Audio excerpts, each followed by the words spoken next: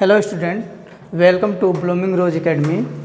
आज हिंदी का पहला दिन है क्लास 8 में और हिंदी व्याकरण हम पढ़ेंगे जिसका पहला चैप्टर है भाषा। तो आइए जानते हैं कि भाषा क्या है। तो भाषा के बारे में जानते हैं। भाषा संस्कृत के भाष धातु से बना है जिसका अर्थ होता है बोलना, कहना या व्यक्त करना। यानी देखा जाए तो यह संस्कृत के भाष धातु से बना है जिसका अर्थ होता है बोलना, कहना या व्यक्त करना।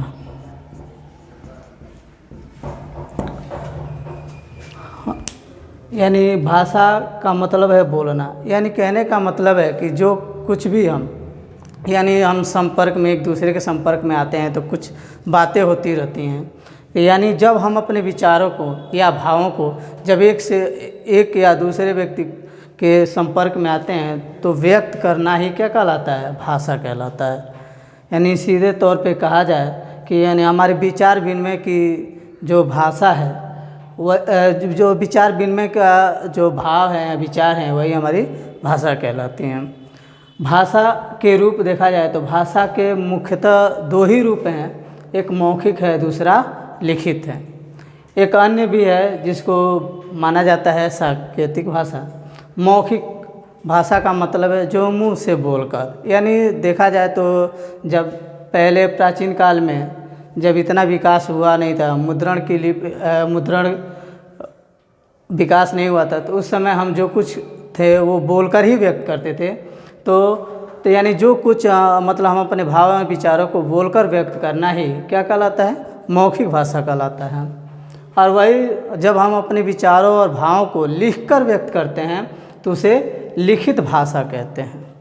जब हम अपने विचारों और भावों को संकेतों के माध्यम से व्यक्त करते हैं तो उसे सांकेतिक भाषा कहते हैं। जैसे सांकेतिक भाषा का उदाहरण देखा जाए, हम जब कभी रोड से गुजरते हैं तो कभी कभी ट्रैफिक लाइट को देखते हैं तो ट्रैफिक जो लाइट है वह एक तरह से सांकेतिक भाषा का उदाहरण है।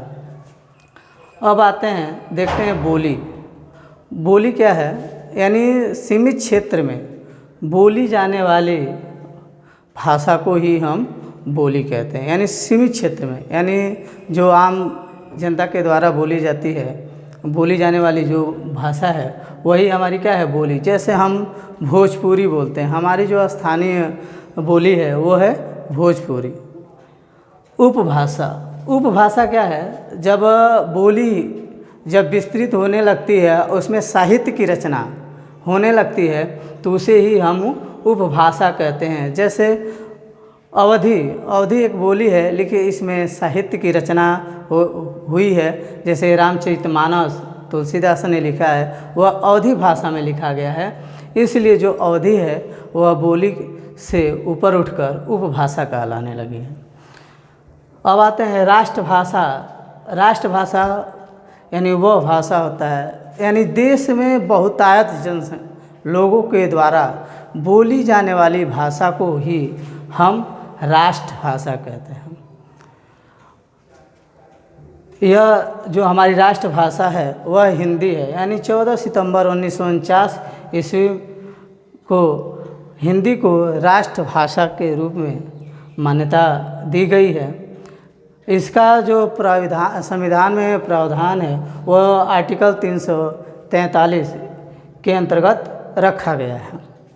संपर्क भाषा क्या होता है? संपर्क भाषा के देखेंगे, यानी जो दो व्यक्ति आपस में बातचीत करते हैं या दो राज्य के लोग आपस में बातचीत करते हैं या दो देश के लोग बात करते हैं तो उसमें उनके बीच में जो संपर्क की जो भाषा होती है उसे ही संपर्क भाषा कहते हैं। जैसे अपने यहाँ जो एक दूसरे के बीच की जो भाषा है वो संपर्क भाषा है, वह हिंदी है।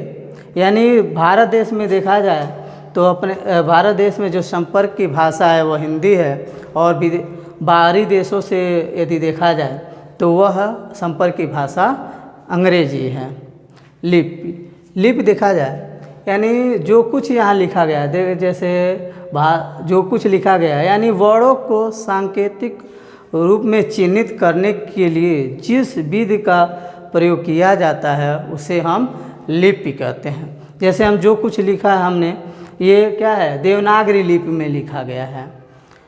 तो यानी हम जो कुछ हिंदी लिख रहे हैं वो देवनागरी लिपि में है। जैसे मराठी भाषा भी देवनागरी में लिखी जाती है, नेपाली भी देवनागरी लिपि में लिखी जाती है, आप संस्कृत भाषा भी देवनागरी लिपि में लिखी जाती है, पंजाबी भाषा है तो गुरुमुखी लिपि में, बांग्ला है, बांग्ला भाषा है बांग्ला में, ये ऐसे अंग्रेजी है रोमन में। इस तरह की जो है अलग अलग भाषाओं की अपनी अपनी लिपि होती है। व्याकरण देखें तो यानी व्याकरण किसे कहते हैं? व्याकरण वह शास्त्र है जिससे हम शुद्ध शुद्ध बोलना लिखना पढ़ना आ जाए, उसे ही हम व्याकरण कहते हैं। यानी व्याकरण से ही हम ऐसे हम जो कुछ बोलते हैं ज़रूरी नहीं है कि हम शुद्ध रूप में बोलते हैं, लेकिन व्याकरण दृष्टि से देखा जाए तो हर वाक्य हर शब्द को शुद्ध रूप में किया जा सकता है। तो व्याकरण के देखा जाए तो व्याकरण के 3 अंग हैं, वर्ण विचार, शब्द विचार और वाक्य विचार। वर्ण विचार क्या है? वर्ण विचार में वर्णों की उत्पत्ति कैसे हुई, वर्णों की रचना कैसे होती है, इनका वर्ण विन्यास क्या होता है, इसके अंतर्गत यानी वर्ण विचार के अंतर्गत इनका अध्ययन करते हैं। आगे शब्द विचार, यानी शब्द कैसे बनते हैं, शब्द की रचना बनावट आदि का अध्ययन ही शब्द विचार के अंतर्गत होता है। वाक्य के अंतर्गत वाक्य की बनावट वाक्य विन्यास का अध्ययन ही वाक्य विचार कहलाता है। तो हम आज भाषा के स्वरूप व्याकरण और व्याकरण के अंग के बारे में पढ़ रहे थे। जो आगे का जो क्लास होगा वो हम वर्ण विचार के बारे में पढ़ेंगे। Thank you sir.